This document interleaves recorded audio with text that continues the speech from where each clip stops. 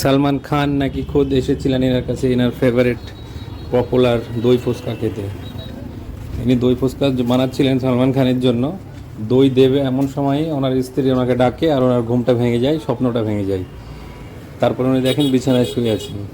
ইনি খুব সুন্দর পপুলার দই ফুচকা বানান অনেক কিছু দিয়ে। ছোলা সিদ্ধ, মটর সিদ্ধ, বাদাম ভাজা, ডালমুট ভাজা, দই, তেঁতুলের চাটনি, ভুজিয়া, শশা কাটা, চেরি, আরও অনেক কিছু দিয়ে খুব সুস্বাদু দই ফুচকা উনি বানান। দেখুন বন্ধুরা, শশা কাটা নাকি, তাই না?